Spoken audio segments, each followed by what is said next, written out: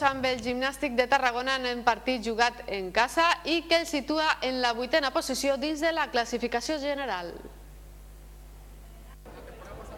L'Olímpic de Xàtiva ha empatat amb 2 gols davant el Gimnàstic de Tarragona en la 8a jornada de Lliga. Ambdós equips sumen un valuós punt abans d'enfrontar-se a l'eliminatòria de Copa el proper dimecres. El partit a la Murta va començar amb el domini dels visitants i a poc l'Olímpic va reprendre el control i s'avança en el marcador al minut 23.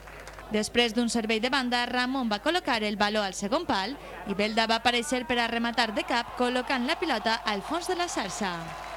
La primera part va acabar sense més complicacions i en reprendre el partit, els catalans aprofitaren la tranquil·litat des de Xàtiva i aconseguiren l'empat al minut 52. Lago Júnior va batre a Francis amb un tir potent després de derrocar la defensa xativina. 5 minuts després, el Nàstic va tindre l'oportunitat d'anotar el segon amb un baló al travesser que va rebotar en la mateixa línia de gol. No obstant això, als 20 minuts per al final, Querol va aprofitar una concessió de la defensa local en un servei de banda per avantatjar els catalans. L'Olímpic va ressorgir i va buscar l'empat, que finalment arribaria al minut 80 quan Rifaterra va materialitzar un penal per mans. Als últims instants, el Nàstic va buscar la porteria rival insistentment, però sense èxit, deixant com a resultat un 2-2 definitiu. Ellos han empezado fuerte la primera parte, intensos, pero sin llegadas, y el gol ha sido una jugada que la hacen bien, ya está, es que es su juego, lo sabemos, pero es difícil contrarrestar. Aún así, en la primera parte, dentro de la igualdad, hemos tirado la puerta más nosotros que ellos, aunque es verdad que ellos han presionado más. La segunda, yo creo que hemos entendido más el juego que había que hacer, le hemos hecho, hemos puesto por delante. Y luego el penalti, que bueno, un jugador que va hacia atrás, que sí que le da la mano, pero si decimos que la norma es voluntariedad, no mira la pelota porque está de espaldas, bueno, está, es lo que hay. Al final 2-2 i no hi ha otra.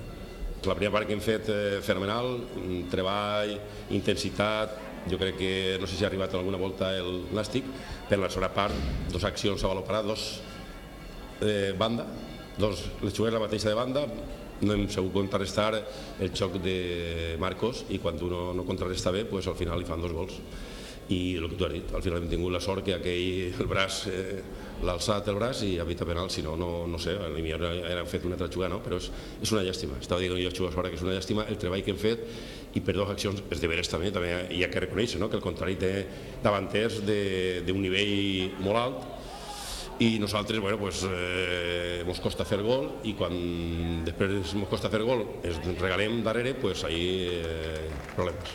Que ha sido un partido con 2 partes muy diferentes. La primera parte que hemos sido muy dominadores, hemos sido mucho mejores, incluso yo creo que nos hemos podido ir con una diferencia buena al descanso, y la segunda parte ha cambiado el partido. En la segunda parte ellos desde el minuto 1 han tenido un poquito más de intensidad, han ganado segundas jugadas, han cogido rechaces y han volteado el marcador, y la lástima ha sido que han sido 2 jugadas que nosotros teníamos bastante entrenadas, que era en saques de banda y segundas jugadas, y bueno, hoy no nos ha salido bien y al final hemos sacado un punto. Amb l'empat, Olímpic i Nàstic es situen amb 13 i 12 punts respectivament. Ara ja es preparen per als partits del proper dimecres, quan el Laudio i el Burgos els esperen per enfrontar-se a la tercera ronda de la Copa del Rei. Vaig entrenar així i després per esperar al migdia eixida i el dijous una altra volta al descans perquè tornarem molt tard i entrenarem divendres, dissabte i a guanyar primer en l'Audio i després a guanyar en Reus.